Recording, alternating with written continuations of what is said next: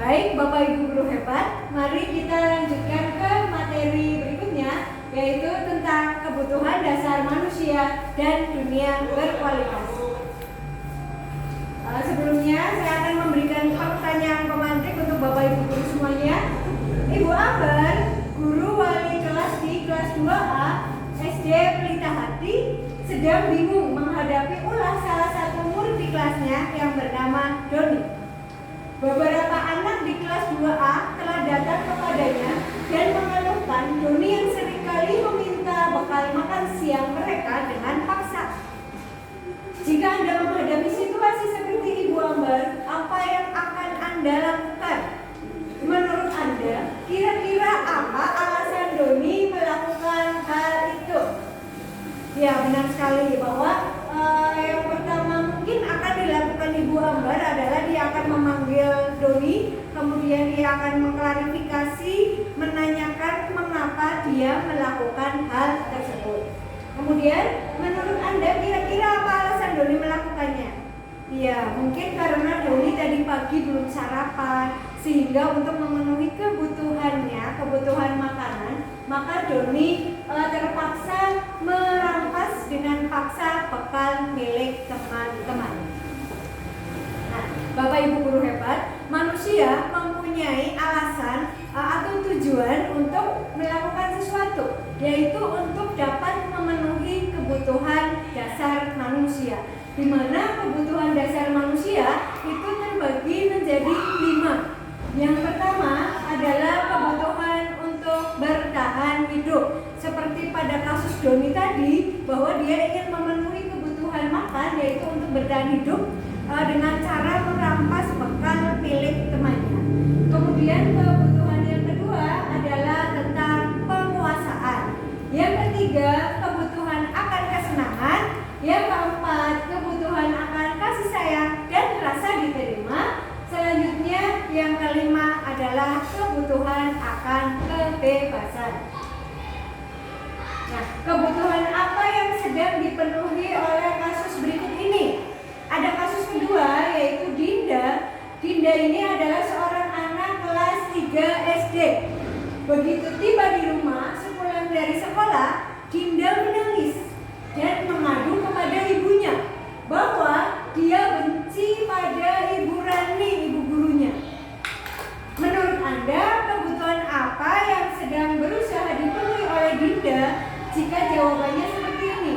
Bila Anda berada dalam posisi Ibu Rani dan mendengar informasi dari ibunya Dinda tentang perasaan Dinda hari itu, apa yang akan Anda lakukan pada Dinda besok ketika Dinda masuk sekolah agar kebutuhan Dinda terpenuhi? Nah, jawaban Dinda, jadi ini ada alternatif jawaban dari Dinda, kira-kira kebutuhan apa yang sedang Dinda usahakan untuk peroleh. Yang pertama, jika jawaban Dinda itu seperti ini. Ibu guru bilang, aku tidak boleh bersenandung sewaktu mengerjakan tugas. Katanya kelas harus tenang, tidak ada suara, kan gak seru jadinya. Itu jawaban Dinda. Nah, Bapak Ibu, kira-kira kebutuhan dasar apa yang sedang berusaha Dinda penuhi? Kesenangan, Bu.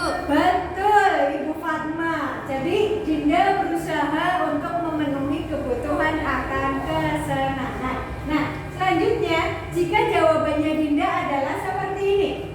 Ibu guru tidak menyapaku hari ini, padahal aku punya jepit rambut baru. Kira-kira kebutuhan akan apa yang berusaha Dinda penuhi? Ada yang mau menjawab? Ya, silakan. Rasa diterima. Oke, Ibu, betul sekali. Kebutuhan akan rasa diterima atau kasih sayang, ya, sama.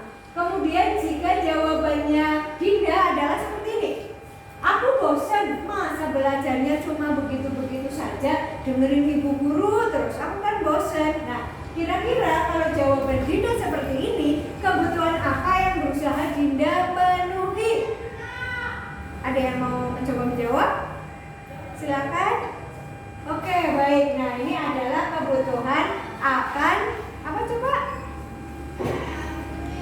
Ya, betul sekali ya. Jadi Bapak Ibu guru hebat sudah paham sekarang. Kita lanjutkan. Nah, Glaser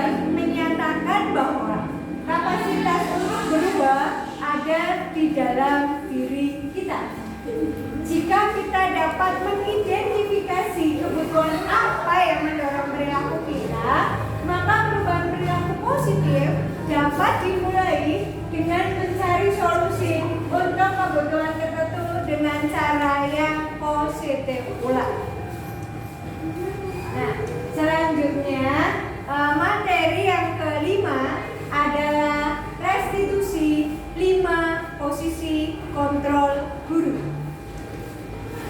Bapak Ibu guru, melalui serangkaian riset dan berdasarkan pada teori kontrol dari Dr. William Glasser, Goshen berkesimpulan bahwa ada 5 posisi kontrol yang diterapkan seorang guru. Jadi kalau misalnya ada kasus atau ada permasalahan di kelas atau di sekolah, maka guru ataupun orang tua ataupun atasan itu bisa menerapkan posisi kontrol seperti berikut ini.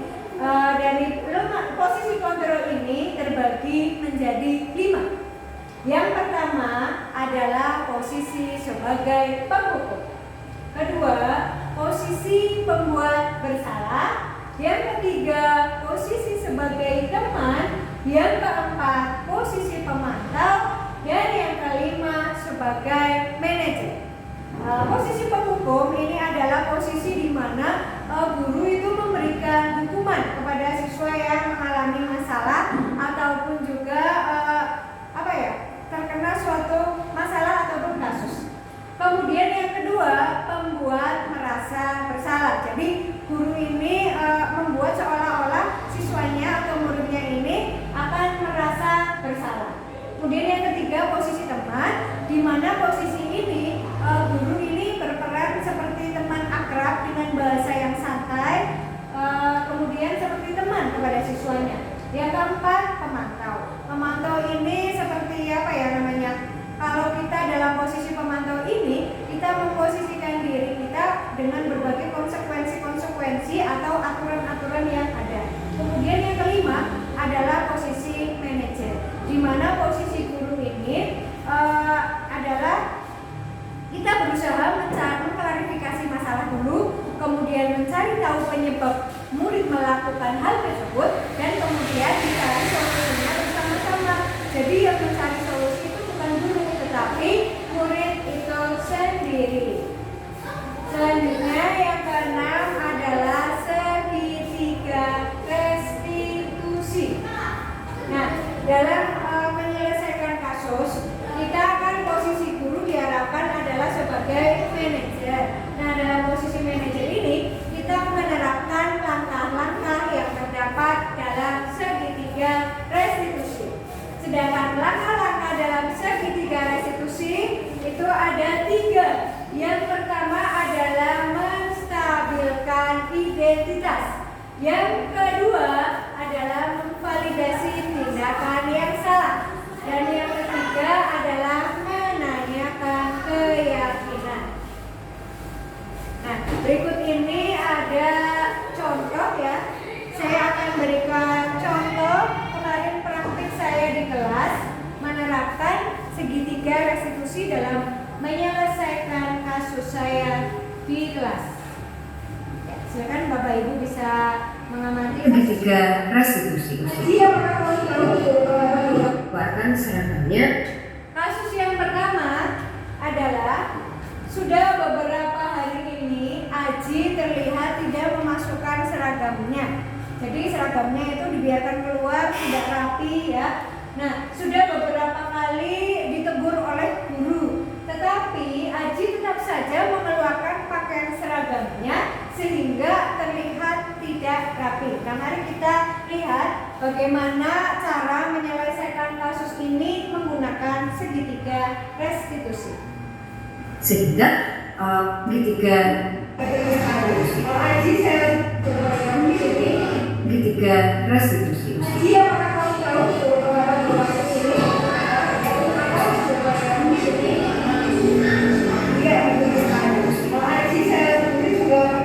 pada tahap yang pertama saya memanggil Aji, kemudian saya berdialog dengan dia. Pertama yang saya lakukan adalah menstabilkan ide dari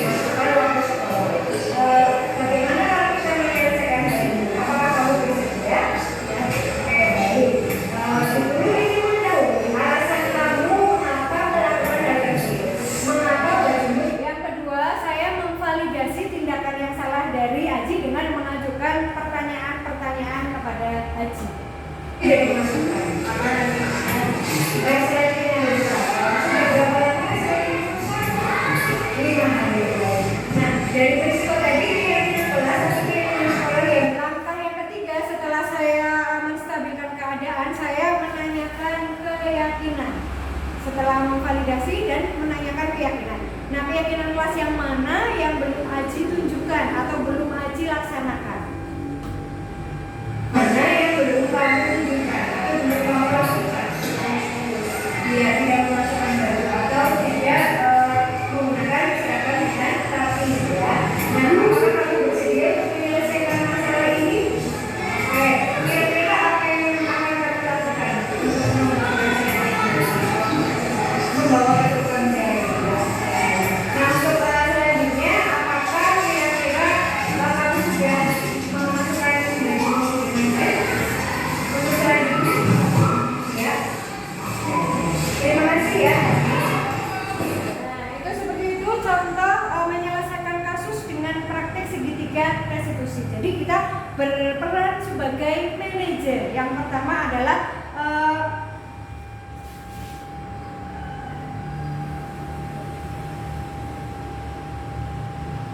ya itu ya langkah-langkah bagaimana cara kita menyelesaikan ini. Apakah kamu bersedia? Kemudian setelah itu ini ada testimoni dari Aji setelah saya Assalamualaikum warahmatullahi wabarakatuh. Perkenalkan, nama saya Aji dari kelas 6B. Saya senang sekali berdiskusi dengan Bu Guru tentang mengenai perapian seragam saya. Saya akan merapikan seragam saya. Assalamualaikum warahmatullahi wabarakatuh. itu contoh kasus yang Devan hanya terdiam, tidak bisa sewaktu pelajaran bahasa Indonesia. Seragam saya. Assalamualaikum warahmatullahi wabarakatuh. kita menuju ke kasus Selanjutnya, kasus 2. Sewaktu pelajaran bahasa Indonesia, Devan terlihat asyik menggambar layangan. Setelah ditegur beberapa kali oleh guru, Devan masih saja menggambar. Pada saat Bu Guru bertanya tentang materi hari ini, Devan hanya terdiam, tidak bisa menjawab. Sudah beberapa kali Devan menggambar di saat pelajaran yang seharusnya tidak menggambar. Nah, berikut penyelesaian kasus 2 menurut segitiga restitusi. kan tadi dilihat kamu sibuk menggambar pada saat jam pembelajaran bahasa Indonesia, benar? Menurut ingatanmu sudah berapa kali kamu menggambar di saat jam pelajaran yang seharusnya tidak menggambar? Oke, menurut kamu apa hal itu baik dilakukan? Ya, sementara kita sedang pelajaran bahasa Indonesia dan kamu itu tidak menemukannya untuk menggambar. Nah, baik, itu juga pernah melakukan hal seperti kamu. Nah, mari kita cari memperbaiki masalah ini bersama-sama ya. Apakah kamu setuju? Devan, pasti kamu mempunyai alasan mengapa kamu menggambar pada saat jam pembelajaran bahasa Indonesia. Iya, menggambar memang kan hal yang menyenangkan ya. Namun lebih baiknya kalau kita menggambar pada saat memang jam pembelajaran. Nah, apakah kamu setuju? Ya. Baik, Devan, menurut kamu keyakinan kelas yang mana yang perlu kamu tunjukkan? Ya, mengapa seperti itu? Ya, oke. Menurut kamu apa yang akan kamu lakukan selanjutnya? Baik, Devan, kamu sudah menemukan solusinya. Nah, setelah ini, karena kamu boleh menggambar, guru akan memasukkan kamu ke dalam kesempatan boleh menggambar. Apakah kamu bersedia? Baik. Nah, itu kasus 2 tadi sudah terselesaikan dengan baik. Jadi menangani kasus itu dengan segitiga restitusi akan terlihat lebih lebih nyaman untuk diri kita dan juga lebih nyaman untuk murid ya. Nah, ini ada testimoni dari Devan setelah kasusnya selesai. Assalamualaikum warahmatullahi wabarakatuh. Nama saya Devan dari kelas 6B. Saya merasa senang setelah berdiskusi dengan Bu Guru tentang disiplin. Saat mengikuti pelajaran, saya memperhatikan pelajaran yang diberikan Bu Guru. Wassalamualaikum warahmatullahi wabarakatuh.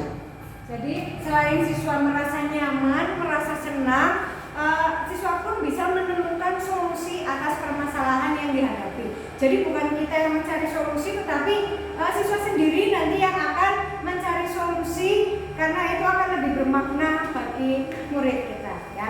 Itu contoh praktek segitiga restitusi yang sudah saya lakukan di kelas. Dan setelah kejadian itu, setelah restitusi itu siswa pun mengalami perubahan. Yang tadinya Devan itu suka menggambar di saat jam pelajaran yang seharusnya tidak menggambar, sekarang dia sudah tidak melakukan itu lagi. Kemudian si Aji juga yang tadinya sering mengeluarkan baju seragamnya, karena dia sudah menemukan solusinya, ternyata karena resletingnya dia rusak dan sudah ketemu solusinya, maka dia sekarang sudah lebih rapi lagi dalam mengenakan pakaian seragam. Nah, Bapak Ibu guru hebat, demikianlah materi pada kesempatan hari ini. Terima kasih untuk semua perhatian Bapak Ibu semuanya. Mohon maaf bila dalam penyampaian terdapat banyak kekurangan dan kesalahan. Wassalamualaikum warahmatullahi wabarakatuh.